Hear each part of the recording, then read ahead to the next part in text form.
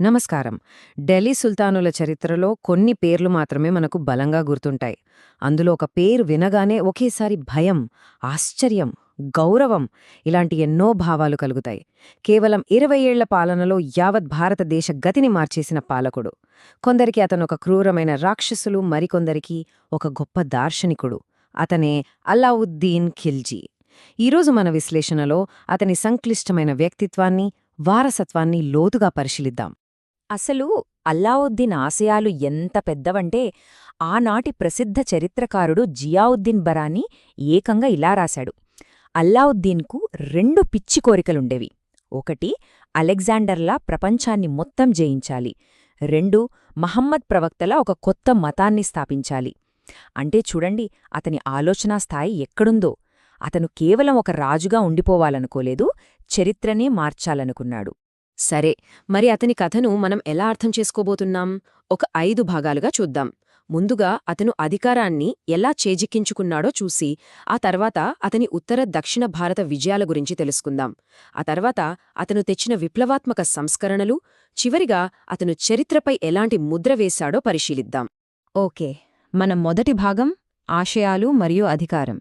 అసలు అల్లావుద్దీన్ అనే వ్యక్తి ఒక సాధారణ గవర్నర్ స్థాయి నుండి ఢిల్లీకి సుల్తాన్గా ఎలా ఎదిగాడు? అతని ప్రయాణం ఎక్కడ మొదలైందో చూద్దాం.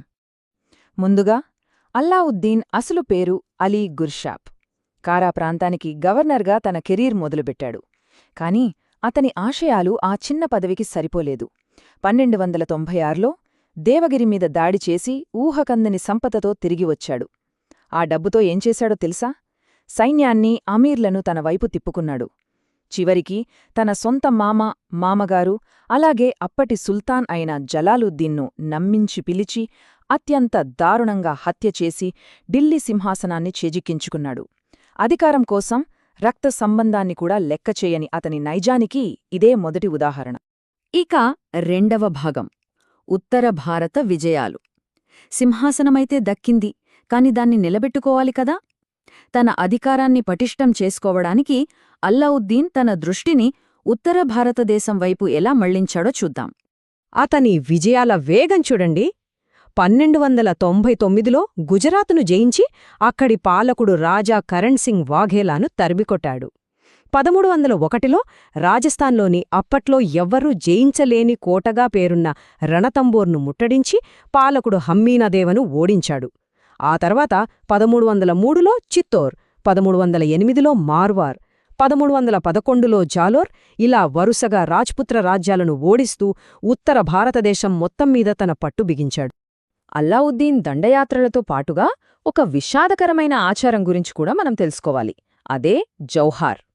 శత్రువుల చేతిలో చిక్కి అవమానాలు పడే బదులు తమ గౌరవాన్ని కాపాడుకోడానికి రాజపుత్ర మహిళలు సామూహికంగా అగ్నిలో దూకి ప్రాణత్యాగం చేసేవారు.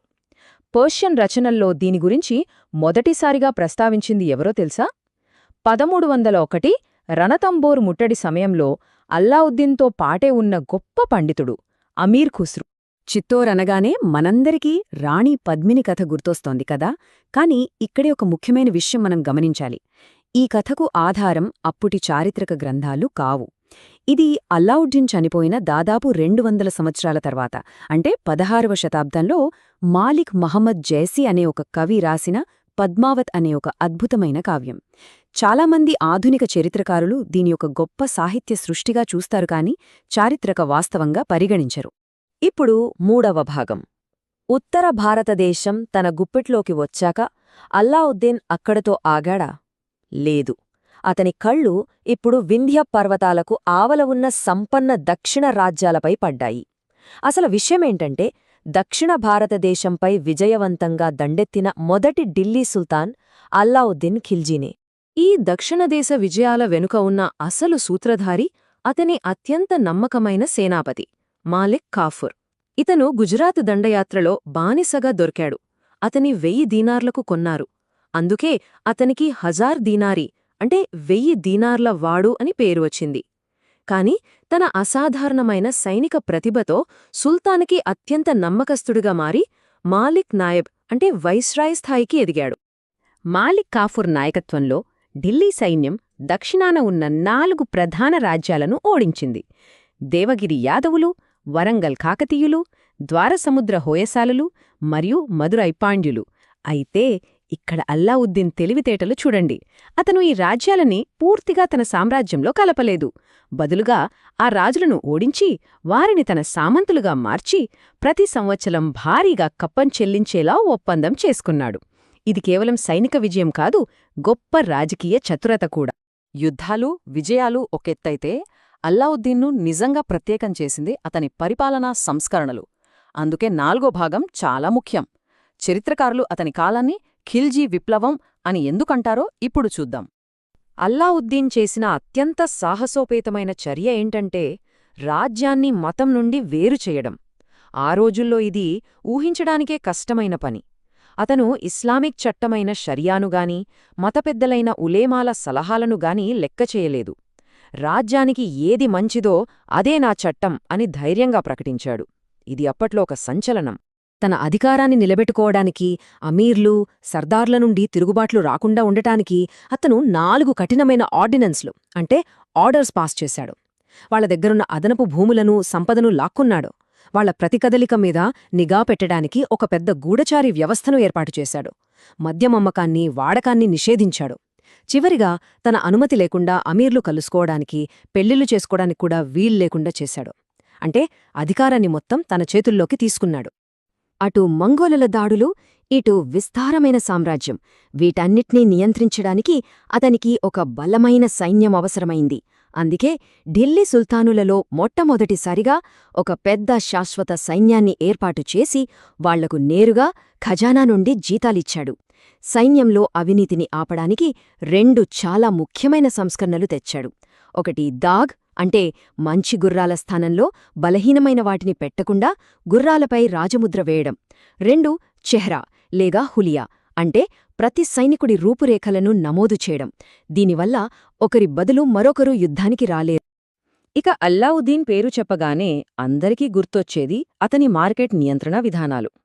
ఇంత పెద్ద సైన్యాన్ని తక్కువ జీతాలతో పోషించాలంటే మార్కెట్లో నిత్యావసర వస్తువుల ధరలు స్థిరంగా ఉండాలి. ఈ ఆలోచనే అతని విప్లవాత్మక మార్కెట్ సంస్కరణలకు పునాది వేసింది. చరిత్రకారుడు ఫెరిస్తా మాటల్లో చెప్పాలంటే ఇవి నభూతో నభవిష్యత్ లాంటివి. అంటే చరిత్రలో అంతకుముందెవరూ చేయలేదు, ఆ తర్వాత కూడా ఎవరూ చేయలేదు. అతను ఉప్పు నుండి బట్టల వరకు, గుర్రాల నుండి బానిసల వరకు ప్రతి వస్తువు ధరను ఫిక్స్ చేశాడు. ఈ వ్యవస్థను కఠినంగా అమలు చేయడానికి షహానా-ఈ మండి అనే ప్రత్యేక మార్కెట్ ఆఫీసర్ను, దివాన్-ఈ రియాసత్ అనే వాణిజ్య మంత్రిత్వ శాఖను ఏర్పాటు చేశాడు. అంతేకాదు, పన్ను బకాయిలను వసూలు చేయడానికి దివాన్-ఈ ముస్తఖ్రాజ్ అనే కొత్త డిపార్ట్మెంట్ను కూడా సృష్టించాడు. పశువుల మేతపై చరాయ్, ఇళ్లపై ఘరి అనే కొత్త పన్నులను కూడా ప్రవేశపెట్టాడు. సరే, ఇక చివరి విభాగానికి వచ్చేద్దాం. ఖిల్జీ వారసత్వం. ఇన్ని విజయాలు, ఇన్ని సంస్కరణల తర్వాత అల్లావుద్దీన్ ఖిల్జీ చరిత్రలో ఎలాంటి ముద్ర వేశాడు? ఒక్కసారి చూస్తే అతను సాధించినవి మామూలు విషయాలు కావు. దక్షిణ భారతదేశాన్ని జయించిన మొదటి సుల్తాన్, మధ్య ఆసియా నుండి దండెత్తి వస్తున్న భయంకరమైన మంగోలులను ఓడించి రాజ్యాన్ని కాపాడాడు. అధికారాన్ని మొత్తం ఒకేచోట కేంద్రీకరించి బలమైన రాజ్యాన్ని సృష్టించాడు. ఒక శాశ్వత సైన్యాన్ని, విప్లవాత్మక ఆర్థిక సంస్కరణలను ప్రవేశపెట్టాడు. ఇవన్నీ ఢిల్లీ సుల్తానేట్ పునాదులను రాబోయే తరాల వరకు బలోపేతం చేశాయి. తన అద్భుతమైన విజయాలకు గుర్తుగా అతను తనకు తానే ఒక బిరుదిచ్చుకున్నాడు. అదే సికందర్-ఈ సానీ. దీని అర్థం 2వ అలెగ్జాండర్. ఇది అతని అపారమైన ఆశయానికి, అతను సాధించిన విజయాలకు సరైన ప్రతీక. చివరిగా ఈ ఒక్క ప్రశ్నతో ముగిద్దాం. అల్లావుద్దీన్ ఖిల్జీని మనమెలా చూడాలి? ఒకవైపు అధికారం కోసం సొంత మామను చంపిన క్రూరుడు, రాజ్యాలను దోచుకున్న నియంత. మరోవైపు దేశాన్ని ఏకం చేసి, మంగోలుల నుండి కాపాడి, అద్భుతమైన పరిపాలనా సంస్కరణలు తెచ్చిన ఒక దార్శనికుడు. అతని వారసత్వం ఈ 2 తీవ్రమైన కోణాల మధ్య ఉంటుంది. బహుశా ఒకే మాటలో వర్ణించలేని ఈ సంక్లిష్టతే అతనిని చరిత్రలో అంత ముఖ్యమైన వ్యక్తిగా నిలబెడుతుందేమో.